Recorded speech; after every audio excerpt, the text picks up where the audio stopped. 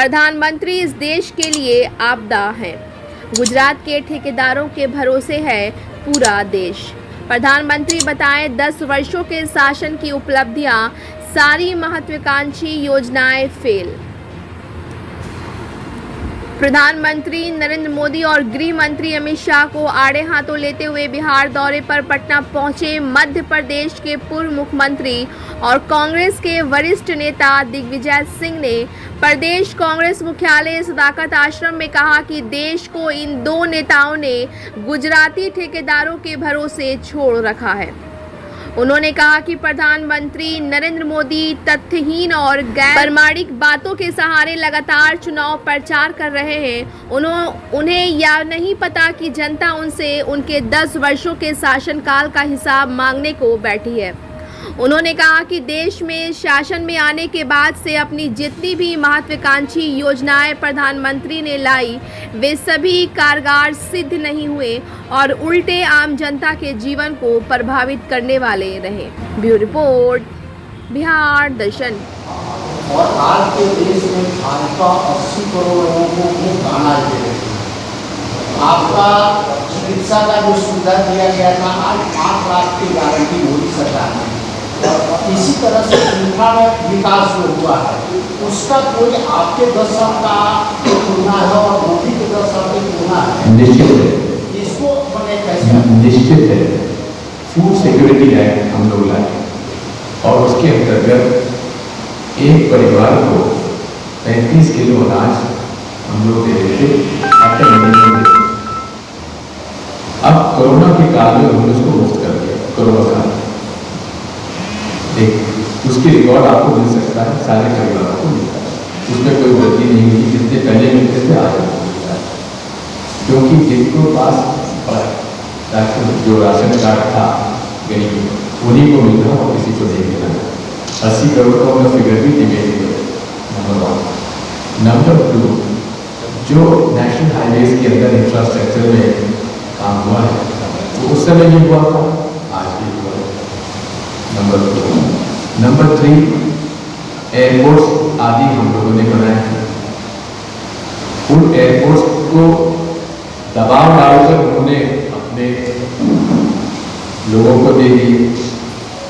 खुलेआम ईडी और IT CBI का दबाव डालकर जितनी भी उनकी योजनाएं हैं, मुझे बता दीजिए कौन सी नई योजना मोदी जी लाए जिससे देश को लाभ हुआ? रोजगार में, उद्योग में, इंफ्रास्ट्रक्चर, एक योजना मुझे बताइए।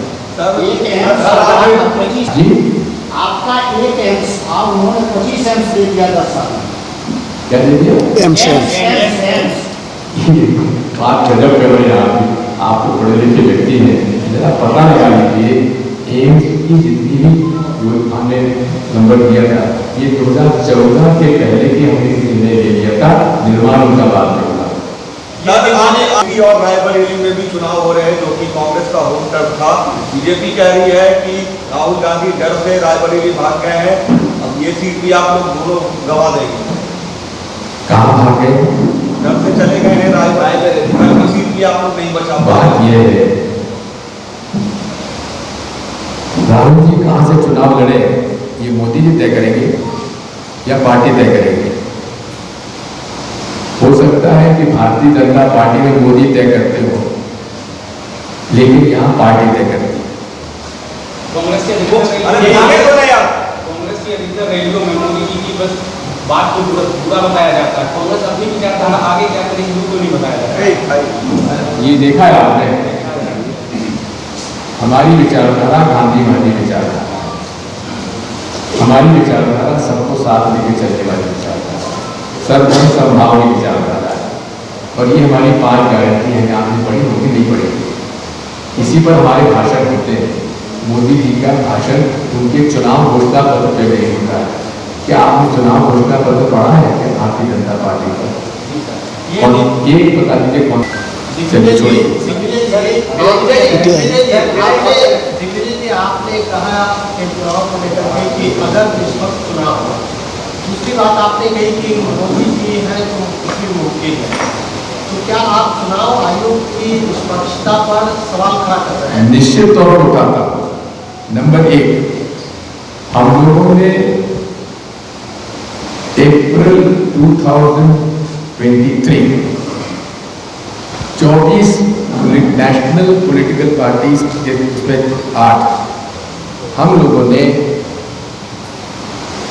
इलेक्शन कमीशन ऑफ इंडिया से मिलने का समय मांगा।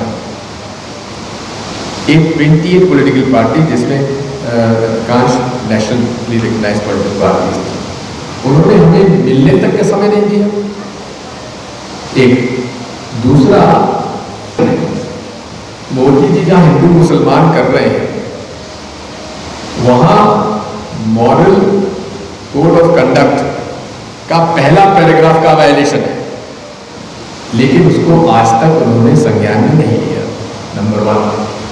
नंबर 2, पीपल्स रिप्रेजेंटेशन एक्ट का भी वायलेशन है, उस पर उन्होंने कोई संज्ञान नहीं लिया। नंबर 3, आईपीसी 153A के अंतर्गत हिंदू मुसलमानों में धार्मिक आधार पर कोई नफरत फैलाने वाली बात करता है, उस पर भी सरकार ने, इलेक्शन कमीशन ने कोई संज्ञान नहीं लिया। इसलिए हमको उनकी निष्पक्षता पे भरोसा नहीं है। दूसरा, सुप्रीम कोर्ट ने सुझाव दिया था कि आप सुप्रीम कोर्ट के चीफ जस्टिस को भी इसमें सिलेक्शन ऑफ इलेक्शन कमिश्नर से शामिल करिए। उन्होंने उसको नहीं मानते हुए एक कानून ले आए। प्रधानमंत्री जी उनके द्वारा मनोनीत मंत्री और विपक्ष के नेता को कौन से नेम्स कंसिडरेशन में बताया तक नहीं। तो इसलिए हमें कतई इलेक्शन कमीशन ऑफ इंडिया की निष्पक्षता पर भरोसा नहीं है। आई वॉन्ट रिकॉर्ड, मैंने तो चिट्ठी लिख के उनको कहा है। ये वोटिंग परसेंटेज को लेकर इंडिया में कांग्रेस के सुखपाल खैहरा जी, पंजाब में संगरूर में आपकी पार्टी के प्रत्याशी सुखपाल खैहरा, उन्होंने 2 दिन पहले कहा है कि बिहार के लोग पंजाब पे कब्जा करने की नीयत से आ रहे हैं और वे पंजाबियत को खत्म करने की मंशा रखते हैं। ऐसे लोगों को न तो यहाँ बसने देना चाहिए और न यहाँ काम दाम देना चाहिए। देखिए, उन्होंने क्या कहा मुझे जानकारी नहीं है, मैंने देखा भी नहीं है, लेकिन कोई भी व्यक्ति इस बात की बात करता है, मैं उसके पक्ष में नहीं। प्रधानमंत्री मोदी कह रहे हैं कि आप लोग वोट बैंक की राजनीति करते हैं, इसलिए माइनॉरिटीज की बात करते हैं और धर्म के आधार पर आरक्षण नहीं देने की बात कही गई। बाबा साहब अम्बेडकर और जवाहरलाल नेहरू का भी जिक्र हुआ। जी बिल्कुल, कांग्रेस पार्टी भी भारतीय संविधान में जो है उसमें धर्म के आधार पर आरक्षण का कहीं प्रावधान ही नहीं है। मोदी जी झूठ बोलते हैं जो कहते हैं कि कांग्रेस पार्टी मुसलमानों को आरक्षण देती है। झूठ बोलते हैं मोदी जी। आप लोग को ये आरोप भी लगाया जा रहा है कि आप वोट बैंक की अरे आरोप, इसलिए मुसलमानों को आरक्षण देने की बात। अरे कौन ने की है? आप उनकी बात झूठ को दोहरा रहे हैं। भारतीय संविधान में धर्म के आधार पर आरक्षण देने का प्रावधान ही नहीं है। मोदी जी तो झूठ की फैक्ट्री है भाई, रोज झूठ बोलते हैं और आप उनकी बात समझ जाते हैं। ये अमित शाह जी कह रहे हैं कि पीओ के बाद कब्जा करने से कांग्रेस और उनके घटक दल रोक रहे हैं, पाकिस्तान के आइटम बम से डरा रहे हैं। देखा, ऐसे बात है। एक बात सुन लीजिए, कांग्रेस पार्टी के नेतृत्व में हमने पाकिस्तान के 2 टुकड़े किए। हम न पहले से घबराते थे, आज भी घबराते हैं, लेकिन नरेंद्र मोदी चीन से जरूर घबराते हैं। एक शब्द चीन के बारे में नहीं बोलते, जबकि उनके रक्षा मंत्री, उनके चीफ ऑफ आर्मी स्टाफ, उन्होंने कहा था कि चीन की सेनाएं हमारे भारत की जमीन पर आ गए हैं। उनको कॉन्ट्रडिक्ट किया मोदी जी ने, जिसका कि चीन ने उनको उनकी बड़ी प्रशंसा की कि देखिए वो तो बात वही है, घबराते ना कांग्रेस पार्टी कभी घबराती है ना डराती है। हम लोग अपनी शक्ति जानते हैं और हिंदुस्तान को अपनी शक्ति पर गर्व भी है। आपको क्वेश्चन नहीं किया। चौथे चरण से पहले कांग्रेस के वरिष्ठ, चौथे चरण के मतदान से पहले कांग्रेस के वरिष्ठ नेता के बिहार क्यों नहीं आ रहे थे? चौथे चरण के मतदान के बाद क्यों आने लगे? सब चुनाव लड़ रहे थे।